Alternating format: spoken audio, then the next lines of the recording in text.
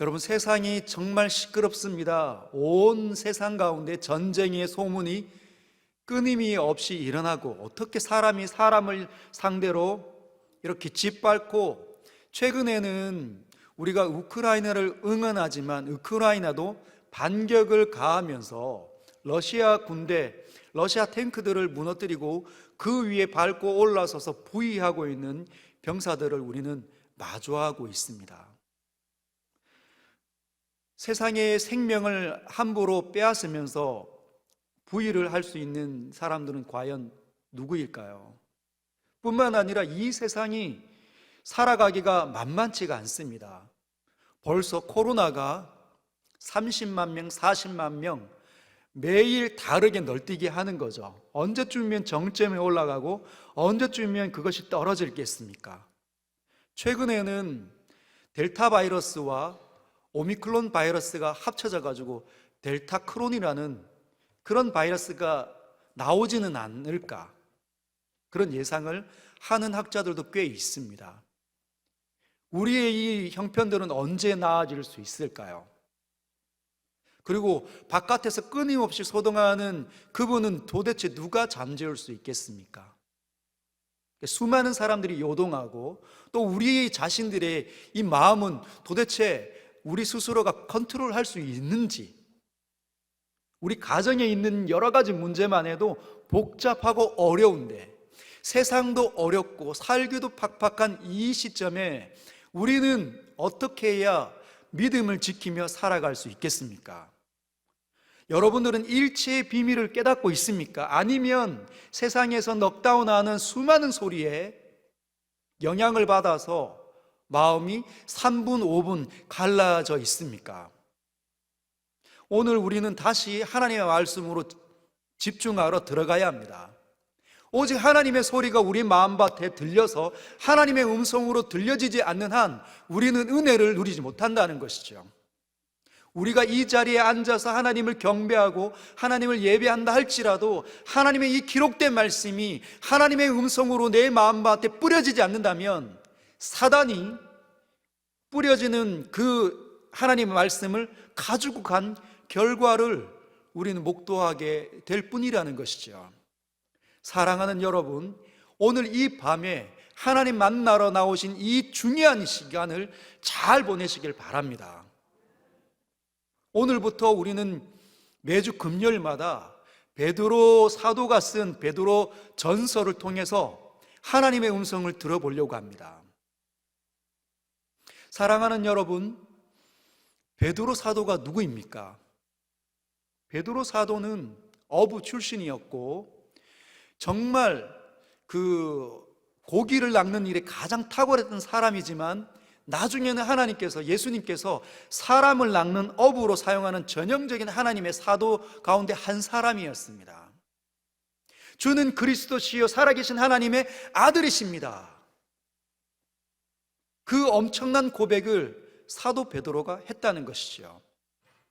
그리고 예수님께서는 이 고백 위에, 너는 베드로다, 내가 이 고백 위에 내가 내 교회를 세우리니 음부의 권세가 이기지 못하리라, 그런 말을 들었던 사람이 사도 베드로입니다.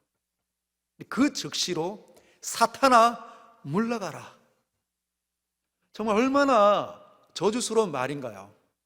저와 여러분들이 예수님을 믿고 따르는데 우리가 따르는 그 예수님의 입으로부터 사탄아 물러가라, 우리를 쳐다보면서 이 사탄아 물러가라 하면 우리가 얼마나 절망스럽겠습니까?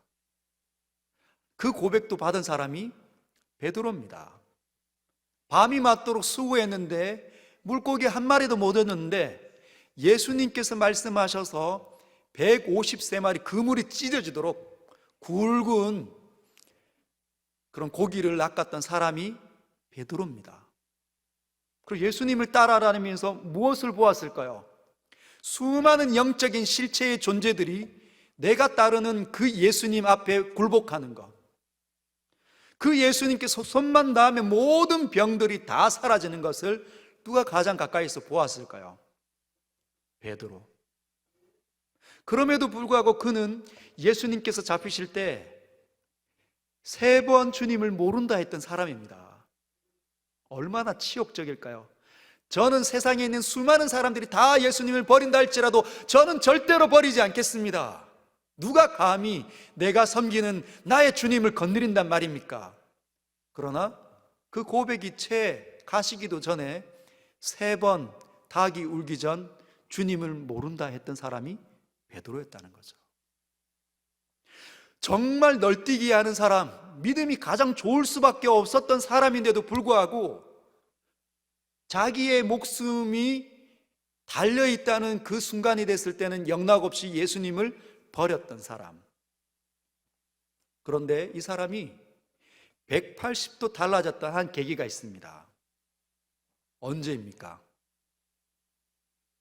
성령이 부어졌을 때, 오순절 때 다락방에서 성령이 부어졌을 때, 그 성령이 자신 안으로 빨려 들어오는 그 경험을 했을 때 사도 베드로는 그 이전과는 전혀 딴판의 사람이 되었습니다. 그동안 절대로 이해하지 못했던, 하나도 이해되지 않았던 예수님의 말들이 다 깨달아지기 시작하고, 그 즉시로 복음을 전했을 때 3,000명이 회개하고 돌아오는, 성전 미문에 앉아있는 사람에게 나에게는 은과 금은 없거니와 내게 있는 나사렛 예수의 이름으로 내게 명령하노니 일어나 걸어라. 즉시로 걷는 수많은 병자들이 와서 그 베드로 발 앞에 엎드릴 때 기도해주고 가르치고 다 낫게 했던 사람이 베드로입니다. 그가 그의 인생의 거의 말미쯤에 쓴 서신이 베드로 전후서예요. 혹시 여러분 베드로 복음이라고 들어보셨습니까? 베드로가 남긴 서신은 이거 하나입니다. 그렇죠. 사도 베드로가 그의 거의 인생의 말미에 우리가 오늘 살펴보려고 하는 베드로 전서를 기록했다는 거예요. 학자들이 베드로 전서의 시기를 보니, 기록된 시기를 보니 언제였을까요? 네로 황제 박해 시기. 그리고 이 편지를 기록한 장소는 어디이겠습니까? 로마입니다. 로마. 본문에 보면 베드로전서 5장 13절을 보면 바벨론에 있는 교회가 너희들에게 문안한다, 이런 표현이 있습니다. 그 바벨론, 그 당시에는 이미 바벨론은 사라졌는데 그 구약 시대에 있었던 바벨론 같은 강한 나라가 로마 아닙니까? 로마 안에서 지금 사도 베드로는 그의 마지막 순간에 베드로 전서와 후서를 기록합니다. 우리가 아는 것처럼 베드로는 어떻게 죽었죠? 누구를 통해서 죽었습니까? 네로 황제를 통해서 순교를 당합니다. 십자가에서 거꾸로 매달린 채 순교했다고 우리는 알고 있죠.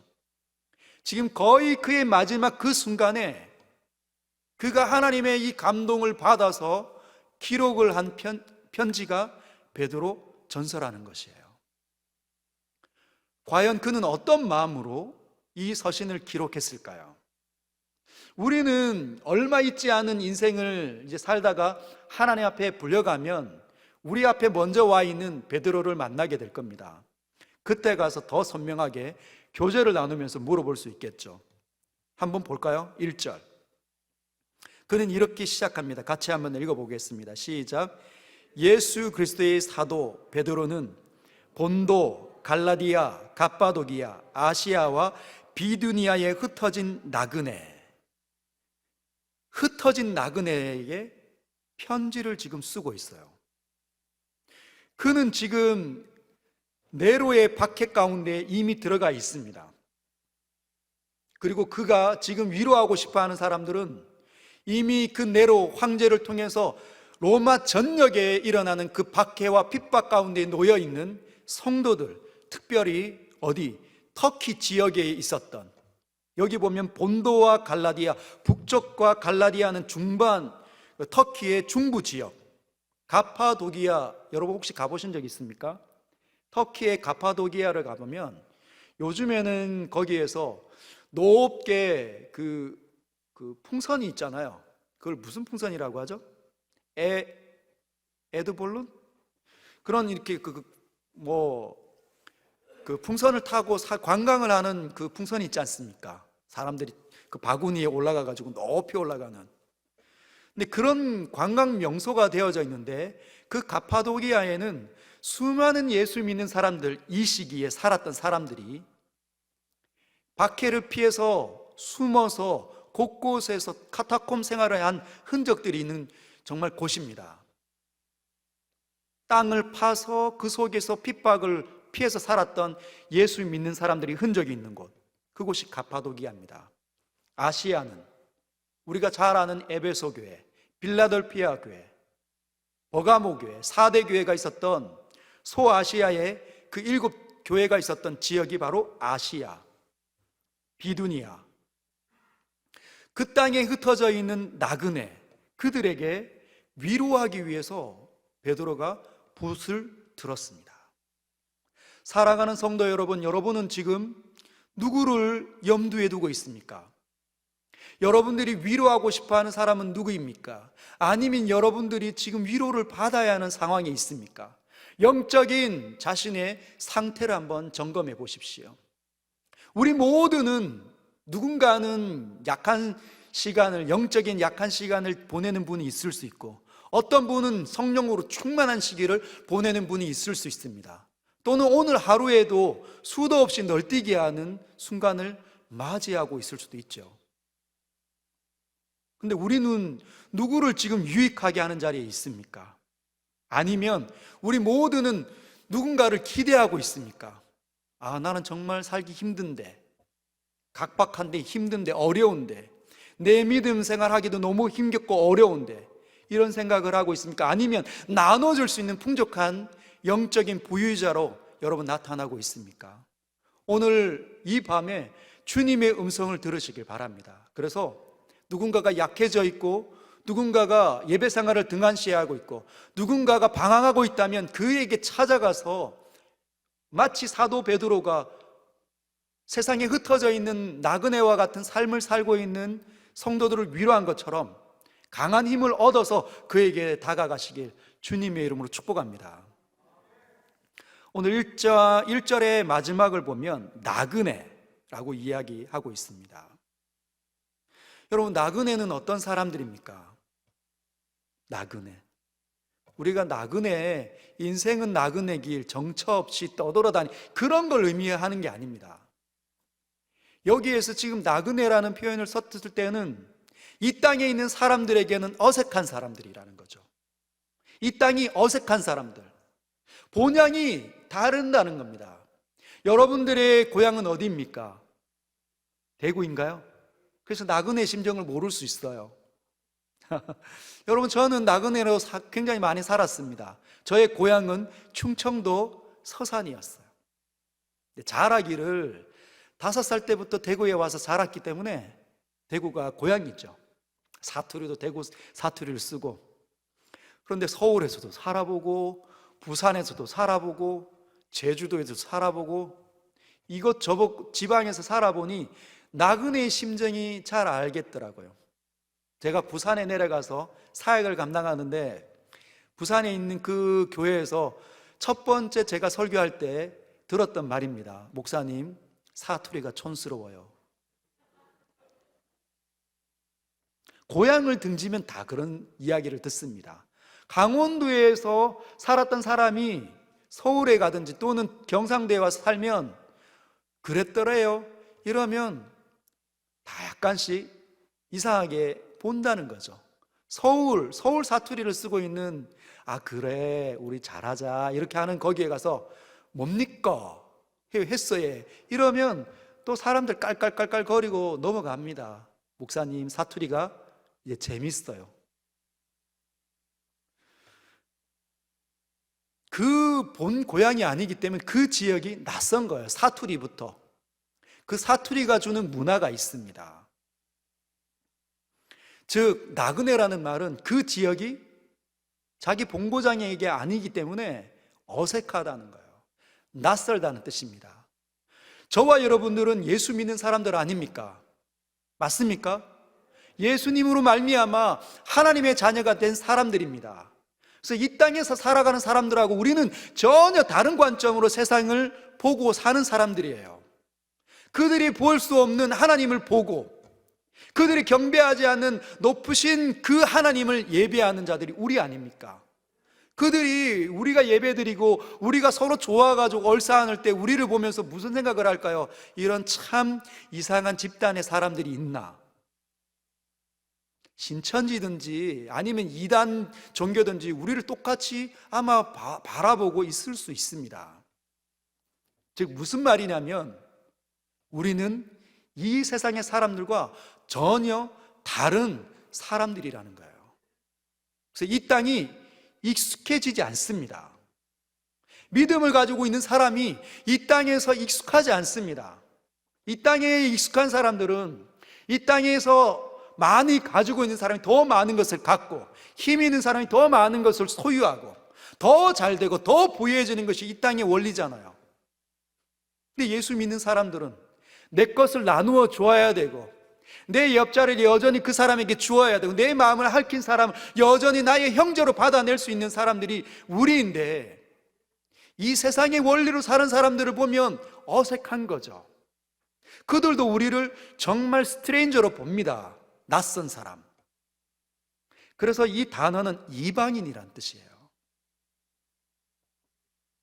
예수 그리스도의 사도인 나 베드로는 이곳저곳에 다 흩어져서 살아가고 있는 나그네와 같은 예수 믿는 사람들에게 지금 편지하면서 그들을 위로하려고 하고 있습니다. 우리는 모두 다 나그네와 같다. 이 세상에서 편하고 편할 수 없고 이 세상에서 수많은 수고를 다 해야 되고 이 세상에서 사랑의 수고와 섬김의 수고와 봉사의 수고를 우리는 할 수밖에 없습니다. 왜? 우리는 그들이 볼 수 없는 하나님을 보면서 사는 자들이기 때문이에요. 그래서 우리는 전혀 다릅니다. 어색할 수밖에 없는 거예요. 이 세상에 있는 사람들은 이 금요일날, 이 불타는 금요일 불금에 자기 좋아하는 친구들 만나서 술자리를 갖고 또 가족끼리 모여서 놀고 맛있는 음식 갖고 TV에서 재밌는 걸 보는 것이 낙이지만 우리는요, 공동체에 있는 사람들이 나의 형제이고 가장 사랑하는 사람들이기 때문에 함께 모여서 하나님을 경배하고 찬양하는 이 일이 우리에게는 가장 중요한 시간들입니다. 맞습니까? 하나님께서 묶어주신 하나님의 놀라운 섭리로 맺어주신 형제와 자매들이 있는 곳이잖아요. 그래서 우리는 이 땅이 편할 수가 없습니다. 늘 불편한 거죠. 그들도 우리를 이해할 수 없고 우리도 그들을 이해할 수가 없습니다. 그러나 사도 베드로가 이렇게 표현하죠. 곧 그 나그네들은 세상 사람들에게는 스트레인저, 낯선 사람들이지만 우리 역시 낯설게 느껴지지만 우리는 절대로 우리 자신을 그렇게 얘기할 필요가 없다. 2절을 보면 곧 하나님 아버지의 미리 아심을 따라 성령의 거룩하게 하심으로 순종함과 예수 그리스도의 핏부림을 얻기 위하여 택하심을 받은 자들이 우리라는 것입니다. 할렐루야. 세상의 사람들은 우리를 너무 어색하게 여기고 이해할 수 없는 집단이라고 볼 수 있어도 우리는 그렇지 않다는 거죠. 우리를 바라보시는 분이 있습니다. 온 땅에 있는 수많은 사람들이 가득 차서 우리를 낯설게 어색하게 바라본다 할지라도 우리를 가장 친밀하게 여기시는 분이 계십니다. 전지전능하신 하나님. 그분이 우리를 다르게 여기신다는 거죠. 어떻게 여기십니까? 미리 아셨다는 겁니다. 우리 모두를 미리 아신 분이세요. 저와 여러분들을 구원하기 위해서 창세 전부터 이미 그분의 영원한 작정 속에 우리를 품고 계셨다는 것입니다. 이게 위로가 되어야 합니다. 하나님을 진짜 인정하고 하나님을 만나고 하나님께 기도하는 사람이라면, 예수 그리스도를 진짜 경험한 사람들이라면 하나님의 미리 아심은 우리에게 소망을 가져다 주는 거죠. 우리를 다 알고 계십니다. 우리의 방황함도 하나님 알고 계십니다. 우리의 믿음 없음도 하나님 알고 계십니다. 우리의 연약함도 하나님 알고 계십니다. 우리의 범죄했던 그 수많은 시간들도 하나님 다 알고 계시다는 거죠. 그분의 넘치는 사랑과 긍휼이 너무 많았기 때문에 우리가 은혜를 받은 거예요. 그분의 생각 속에 우리는 들어 있습니다. 세상 사람들의 생각 속에 우리는 없지만 영원하신 분의 생각 속에는 저와 여러분들이 선명하게 보여지고 있다는 거죠. 이게 우리의 정체성입니다. 그래서 우리는 세상과 맞짱 뜰 수 있는 거예요. 세상을 능히 이길 수 있어야 됩니다. 그리고 여러분, 이 말씀이 여러분에게 힘이 될 수 있어야 여러분들이 눈에 보이는 약한 사람, 나그네와 같이 여겨지는 사람, 이 세상 속에서 뭔가 발버둥 쳐서 그 틈바구니 속으로 들어가고 싶은데 믿음이 있는데 그렇게 되지 않는 거죠. 그들도 우리를 그렇게 취급하지 않고. 여러분, 이 세상은 진짜 좀 약아야 합니다. 좀 못돼야 되고. 그렇죠? 세상에서 무시 안 당하려면 좀 못돼야 되고, 조금 강성해야 되고, 좀 사나워야 되고, 적절하게. 그래야 이 세상 사람들의 소나기에 휘둘려지지 않는 거예요. 그게 이 세상 사람들의 가치관이죠. 그러나 우리는 그렇게 살지 못합니다. 믿음이 있는 저와 여러분은 그렇게 살 수가 없습니다. 왜? 하나님께서 그것을 원하지 않기 때문에. 하나님께서 그걸 원하시는 분이 아니신 걸 저와 여러분 너무너무 잘 안다는 거죠. 그래서 그런 약해져 있는 사람들에게 저와 여러분들은 오늘 이 말씀을 가지고 나아가서 권면하고 세워줄 수 있어야 합니다. 예수 그리스도의 피가 뿌려져 있으니까. 아들을 희생시켜서 살려낸 자들, 하나님께서 우리를 보실 때 뭐가 있습니까? 예수 그리스도의 십자가에서 흐르는 그 아들, 영원하신 하나님의 아들의 피가 우리에게 묻어져 있는 거죠. 여러분 기억나십니까? 혈류증에 있는 여인이 예수 그리스도의 옷자락만 잡았는데 그 피의 근원이 말라버렸습니다. 영원하신 아들의 옷자락만 잡아도 자신을 그렇게 힘들게 했던 그 혈류병이 나아버렸어요. 예수 그리스도의 피가 발려 있으면 그 정도가 아니라 하나님의 영원한 자녀가 된다는 거예요. 이 세상은 우리를 나그네처럼 여기지만 우리는 하나님의 미래하심 속에 있는 자들입니다. 당당하게 여기십시오. 자신 있게 사십시오. 자신 있게 예수 그리스도의 이 피를 의지해서 거룩하신 하나님 앞에 나아가서 기도하시고 예배 드리시길 바랍니다. 그럴 때 하나님께서 우리의 예배를 받아주시는 것이죠. 그 영원한 아들이 우리에게 발려져 있기 때문에. 아들만큼 존귀한 분이 있습니까? 없는 거죠. 그래서 비록 저와 여러분들이 많은 시간이 떠내려갔다 할지라도, 또는 할 수 있는 것들이 많지 않다 할지라도 우리의 입술은 하나님을 만나는 입술이어야만 됩니다. 하나님을 높이는 입술 되어야 되고, 하나님을 부르짖는 입술 되어야 되고, 하나님을 높이는 거룩한 손이 되어야 된다는 거죠. 그리고 약한 사람들이 지나가면 연세가 많으신 우리 권사님일지라도, 종종 걸으면 하는 권사님일지라도 방황하는 자를 손을 잡고, 우리 젊으신 우리 시무집사님들 손 탁 잡고, 별것 아니야, 괜찮아, 집사님 내가 기도하고 있어, 이렇게 해주십시오.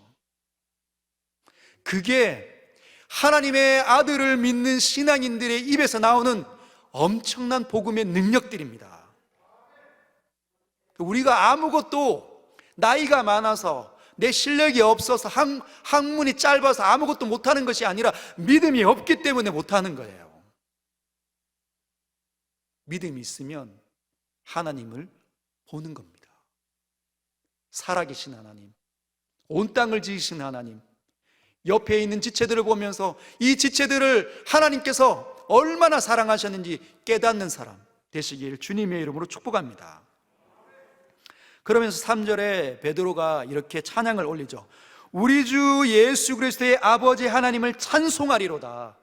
붓을 들어서 이제 본격적으로 쓰는데 찬송이 터져 나와 버렸습니다. 하나님을 찬양할 수밖에 없었던 이유가 있는 거죠.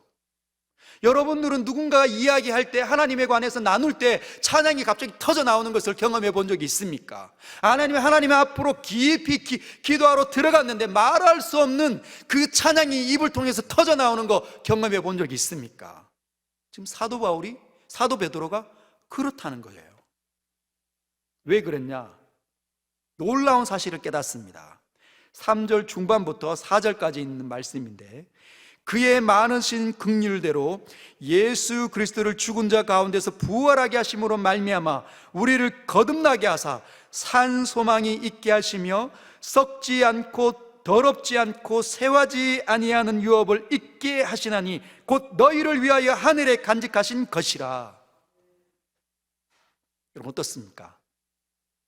베드로가 지금 흩어져 있는 디아스포라, 여기 흩어지다는 이 단어가 디아스포라는 단어가 쓰여져 있는데, 하나님의 백성들이 곳곳으로 다 흩어져 있을 때, 흩어져서 이 세상에 있는 모진 풍파에 시달릴 때 그들의 정체성을 발견하면서 위로할 때 찬송이 터져 나오면서 이 지금 고백을 쓴 거예요. 느껴집니까? 첫 번째, 우리가 의미 있게 봐야 되는 건 거듭나게 하사, 우리를 거듭나게 하신다. 그래서 뭘 갖추게 하시는? 산 소망을 있게 하시며, 산 소망이 있게 하시는 거죠. 그 산 소망이 있는 이유는 하늘에 간직하신 그 썩지 않는 유업을 얻도록. 그게 뭡니까? 하늘에 간직하신 썩지 않는 유업이 뭐예요? 천국이죠. 천국. 하나님의 나라, 영원하신 그 아버지의 나라가 믿는 자들에게 유업으로 준다는 거죠. 근데 그 영원하신 하나님의 나라를 바라보게 되는 것이 뭐냐? 산 소망이라는 겁니다. C.S. 루이스가 오늘날의 성도들을 진단하기를 뭐라고 진단을 내렸냐면, 오늘날의 이 현대 성도들처럼 천국에 대한 확신이 없는 시기는 없었다. 근데 C.S. 루이스가 벌써 죽었잖아요. 벌써 고인이 됐습니다. 지금은 어떨까요? 하나님의 영원한 나라 천국을 바라보는 산 소망을 갖고 사는 사람이 생각보다 많지 않다는 거예요. 그 말은 하늘나라보다는, 천국보다는 이 땅이 훨씬 좋다고 생각하는 이 세계관에 지고 있는 성도들이 훨씬 더 많다는 겁니다. 그래서 이 땅에 있는 것들을 잃어버리면 견딜 수 없어 하는 거죠. 아둥바둥해서 어떻게든지 모았는 건데 이걸 내가 잃을 순간이 되니까 미쳐버리겠다는 거죠. 이걸 잃어버리는 순간이 왜 왔을까요? 자신의 연약함, 자신의 못된 기질, 자신의 어리석음 때문에 일어날 수도 있고, 세상의 악함과 부조리함 때문에 그 모든 것들을 잃어버릴 수도 있습니다. 그런데 이 세상이 하늘나라보다 더 커 보이니까 미치는 거예요. 이 땅에서 무언가 잘 이루어지지 않으면 고통스러운 거죠. 내 자녀가 변변치 않는 직업을 갖고 있다, 그러면 말도 못 꺼냅니다. 목사님, 말도 못 꺼내겠습니다. 부끄러워가지고. 영원한 하나님의 자녀들인데도 교회생활 너무너무 잘하고 착하고 잘 자랐으면 그것보다 더 위대한 게 어디 있습니까? 아마 이제 여기 계시는 우리 장로님들, 우리 권사님들, 연세가 지긋하신 분들은 다 아실 거예요. 믿은 자녀가 믿음 있는 것보다 더 좋은 건 없습니다. 그분들에게 가장 고통스러운 건 자녀들이 신앙 방황할 때라는 거죠. 사업을 대박을 치고 사업체 2개, 3개를 거느리는 사장님이 되어서 떵떵거리는 그 모습을 봐야 안전한 게 아니라 믿음이 없어서 하나님을 모른다 하고 있는 그 자녀를 볼 때 가슴이 찢어지는 거예요. 저는 부산에 있을 때 신방을 가면 많은 권사님들이 기도 제목이, 목사님, 제 자녀가 지금 신앙생활을 중단했습니다. 서울에 있을 때에도, 목사님, 제 자녀가 지금 방황 중입니다. 어떻게 해야 그 자녀가 돌아오게 될지 저는 알 수가 없습니다. 그 기도 제목을 볼 때마다 가슴이 찢어지는 것 같아요. 교회는 무엇을 했을까? 근데 그 기도 제목을 내는 그 권사님들, 그 집사님들의 신앙이 아주 형편없냐, 그렇지도 않아요. 자신의 인생을 하나님께 송두리째 다 드린, 교회를 정말 유익하기 위해서 자신의 모든 것들을 드린 분들인데, 너무너무 귀한 분들인데 자녀들이 다 방황하고 있어요. 교회는 무엇을 했을까? 어떤 노력을 했을까? 목회자로서 너무 안타깝더라고요.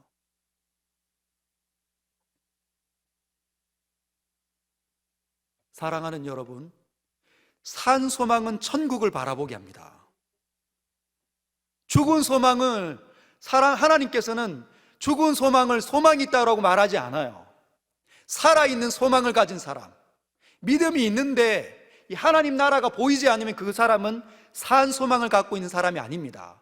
소망은 있는데, 믿음을 갖고 있는데, 하나님의 나라에 대해서 알고 있는데, 천국에 대해서 알고 있는데 그가 목적이 되지 않는다는 거죠. 이 세상이 목적이고 이 세상을 더 얻고 싶어서 몸부림치는 연약한 성도의 모습.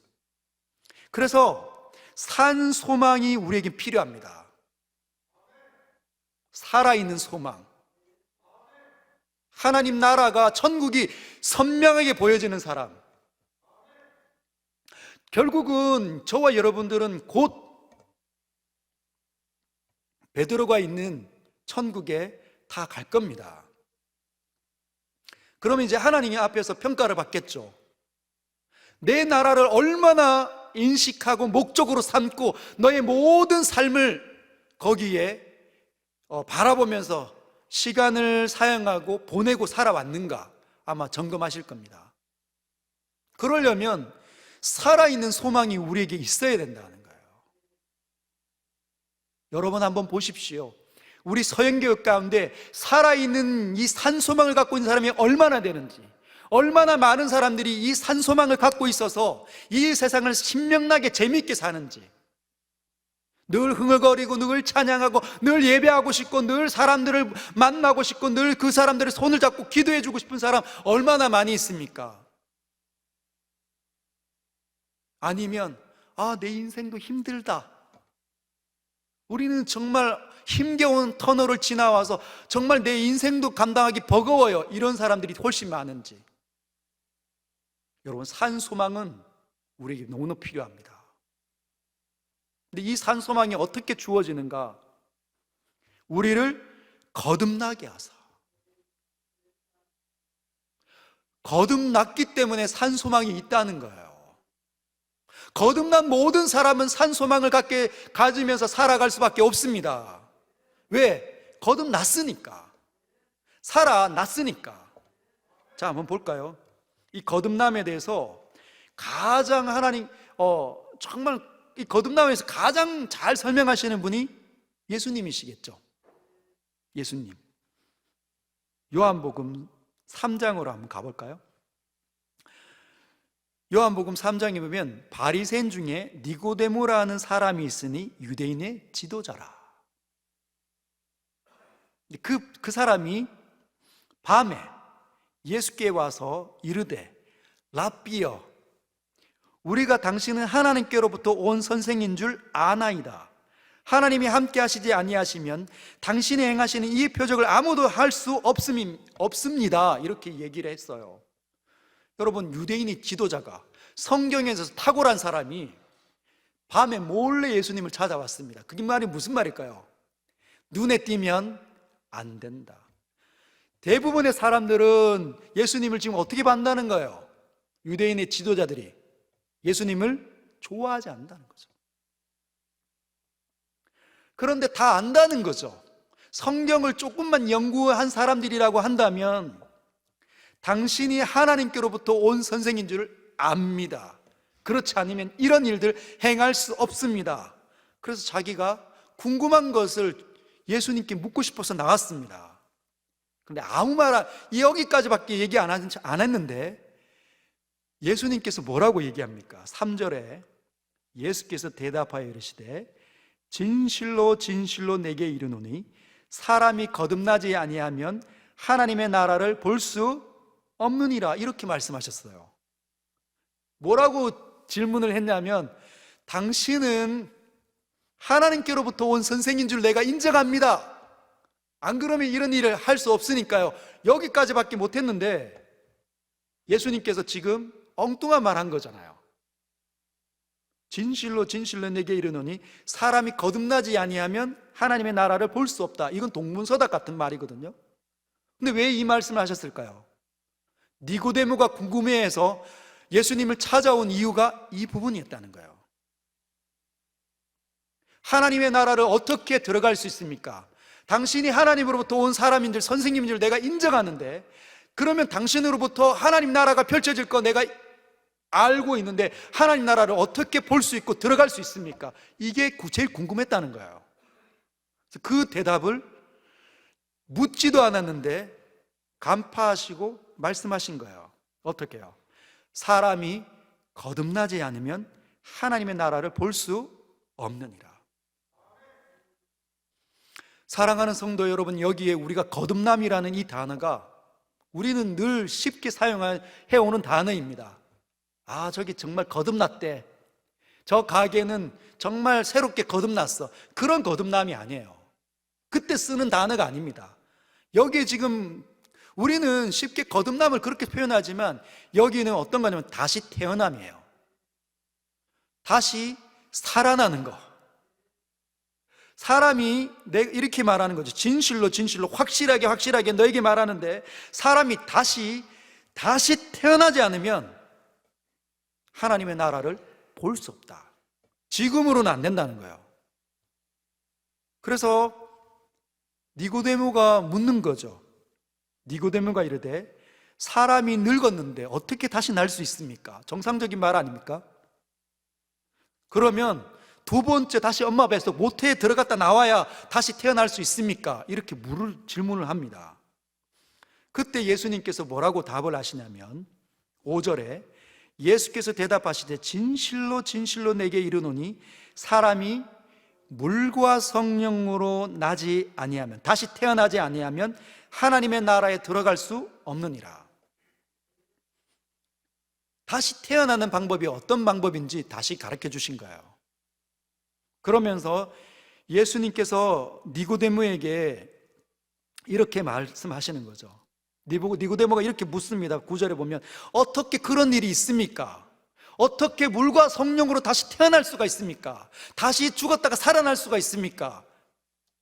예수님께서 그에게 대답하여 이르시되 너는 이스라엘의 선생으로서 이러한 것들을 알지 못하느냐? 성경을 연구했다면 알 수 있을 텐데 너는 이스라엘 선생인데도 불구하고 이걸 모르느냐? 여러분은 어떻습니까? 다시 태어났습니까? 여기 지금 예수님께서 다시 태어나지 않으면 3절에는 하나님의 나라를 볼 수 없다. 하나님의 나라를 다시 태어나면 거듭나면 하나님 나라를 어떻게 된다고요? 본다는 거예요. 물과 성령으로 거듭나지 아니하면 하나님 나라로 들어갈 수 없느니라. 즉 다시 태어나면, 거듭나면 하나님 나라 안으로 들어간다는 거죠. 다시 한번 물어볼까요? 여러분은 거듭났습니까? 거듭나야 산소망이 있다는 거예요. 살아있는 소망을 가지려면 거듭나야 그 일이 일어난다는 거죠. 거듭난 사람은 하나님 나라를 봐야 하고 하나님 나라 안으로 들어가 있어야 합니다. 어때요? 하나님 나라가 보입니까? 하나님 나라가. 그래서 제가 우리 부산에 있을 때든지 서울에 있을 때든지 이 부분에 있어서 너무 사람들이 약하더라고요. 성도들이 나는 진짜 과연 하나님 나라를 보고 있는가? 나는 과연 하나님 나라 안으로 들어와 있는가? 뭐가 증거입니까? 하나님의 나라는 다스림이에요. 그동안 널뛰게 하는 내 본성이 나를 이겨가지고 내가 원하는데 사랑도 안 일어나고, 내가 원하는데 자꾸만 다툼이 일어나고, 내가 원하는데 고집만 자꾸 일어난다면 그건 내가 내 나라인 거죠. 통제 안 되는 내 나라가 나를 주장하고 있는 겁니다. 네, 어떻게 되는 거죠? 하나님의 나라는 그런 널뛰게 하는 노예 같은 의지를 갖고 있는 내 나라가 하나님의 다스림에서 굴복이 당한 거예요. 다시 태어나면 보이지 않는 하나님을 보게 되는 거죠. 그 하나님을 예배하기 시작합니다. 그 하나님을 느끼기 시작합니다. 그 하나님을 노래하기 시작합니다. 그 하나님의 뜻대로 살고 싶어서 그 말씀에 굴복 당하는 사람이 하나님의 나라를 보고 있고 들어와 있는 사람이라는 거예요. 하나님의 다스림이 없으면, 하나님 앞에 굴복당하는 일이 없으면 우리는 하나님 나라 안에 있지 않습니다. 여전히 내 나라에 있는 거죠. 말씀이 다시 들린다. 말씀이 은혜가 된다. 그래서 그 말씀 앞에 무릎을 꿇는다. 그 말씀이 내 마음을 찌른다. 나는 저 사람과 싸워야 되는데, 저 사람을 미워하고 싶은데 삐져야 되는데, 주의 말씀이 사랑하고 용서하라는 하나님의 말씀 때문에 그 사람에게 내 자리를 다시 내어주는 거죠. 사랑하라 내 형제로 내가 받아내는 겁니다. 그게 하나님 나라 안에 있다는 거예요. 하나님의 다스림이 아니면 절대로 그런 일은 이 땅에 일어날 수가 없다는 겁니다. 세상의 왕은 이 땅에 있는 것들을 다 망가뜨리는 거죠. 죄의 삭은 사망이라. 그러나 하나님의 나라는 우리를 살려냅니다. 이 땅에서부터 그 일이 시작되어야 저 천국에서 완성이 된다는 거죠. 사랑하는 여러분, 저를 받아내기 여러분 쉽지 않으시죠? 그렇죠? 여기에 있는 담임 목사가 얼마나 연약합니까? 한계가 많고 허점투성인 사람 아닙니까? 아마 여러분이 저를 받아내기도 쉽지 않을 겁니다. 우리는 우리 모두를 받아내기가 쉽지 않습니다. 옆에 있는 권사님, 옆에 있는 집사님, 옆에 있는 성도들이 지금은 따뜻해 보여도 언제든지 내 마음을 핥힐 수 있고 나와 소원해 줄 수 있는 사람들이에요. 그런데 여전히 우리가 형제로 받고 그 사람들을 보면서 손 흔들고 서로 사랑하고 얼싸하는 이유는 무엇입니까? 하나님의 말씀이 있기 때문에, 그 말씀 앞에 우리가 굴복을 당한 적이 있기 때문에, 여전히 그 말씀이 나의 법과 기준이기 때문에 우리가 그런 일을 하는 거 아닙니까? 그리고 그러한 곳이 바로 교회라 일컬음 받습니다. 너희가 서로 사랑해라. 내가 새 계명을 줬느니 너희가 서로 사랑하라. 너희가 서로 사랑하면 세상이 너희가 내 제자인 줄 알리라. 우리는 우리 자신을 부인할 필요가 있습니다. 그래서 이 사도 베드로가 뭘 얘기를 하고 있습니까? 사도 베드로가 이렇게 이야기하죠. 우리를 거듭나게 한 이유가 예수 그리스도를 죽은 자 가운데서 부활하게 하셨기 때문에 우리가 다시 살아났다. 여러분, 예수 그리스도를 이 땅에서 사람으로 보내셔서 그를 죽기까지 희생시키신 분이 하나님이십니다. 그리고 그 모든 저주를 일으키는 사망을 단번에 부서뜨리시고 일으키신 분이 하나님이십니다. 그가 오셔서 죽으시고 그가 오셔서 다시 살아나셨기 때문에 우리가 그분으로 인하여서 다시 거듭나게 된다는 거예요. 저와 여러분들이 예수님만 묵상하고 예수님을 붙잡고 있고 예수님을 가장 소중한 분으로 여기고 있다고만 한다면 우리는 거듭나게 됩니다.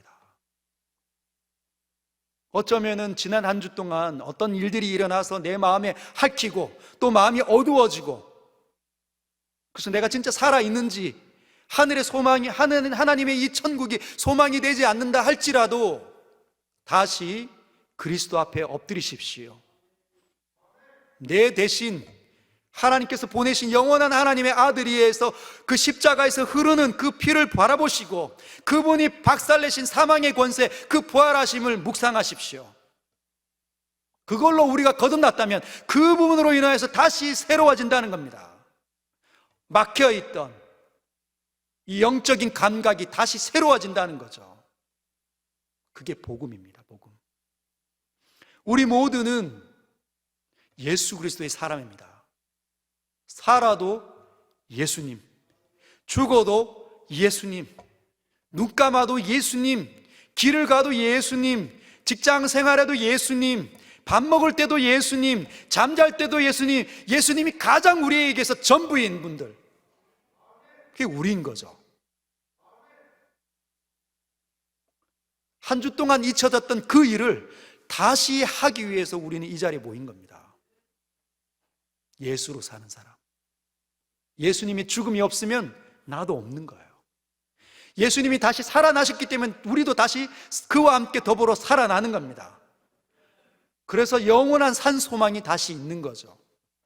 그리고 그 영원한 소망이 바로 영원하신 하나님의 나라를 바라보게 하는 것. 천국은 멀리 있지 않습니다. 순식간에 이곳이 무너진다 할지라도 우리에게 예비된 곳은 천국이에요. 최고의 나라, 영광의 나라, 그 누구도 들어갈 수 없는 나라, 하나님의 나라가 나에게 주어져 있다는 거죠. 다함이 없는 나라, 나를 가장 사랑하시는 분이 계신 나라. 그래서 우리는 그곳에 가는 겁니다. 나를 사랑하신 분이 그곳에 있기 때문에. 머지않아 우리 모두는 그걸 눈으로 경험하게 될 거라는 거죠.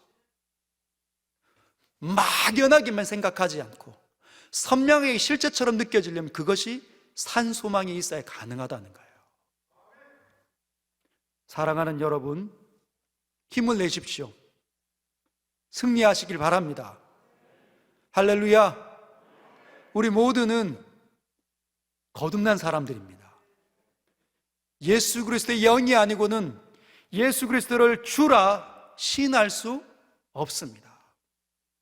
물과 성령으로 거듭났기 때문에 이곳에서 예배를 드리고 있고 그분을 경배하고 있고 그분께 기도하러 들어가는 것이죠. 할렐루야. 오늘 이 밤에 그 예수의 이름을 붙잡고 힘있게 기도하시길 바랍니다. 주님, 천국이 소망되게 해주십시오. 천국이 더 눈에 보이게 해주십시오. 내가 가지고 있는 아파트 평수보다, 타고 다니는 차보다 하나님의 나라가 훨씬 더 위대하고 선명하게 되게 해주십시오. 저를 더 새로워지게 해주십시오. 더 완전히 거듭나게 해주십시오. 소망이 살아 움직이게 하시고 꿈틀거리게 해주십시오. 그래서 입이 벌어지게 해주시고 하나님을 찬양하게 하시고 담대하게 외치게 하여 주옵소서. 우리 같이 한번 기도할까요?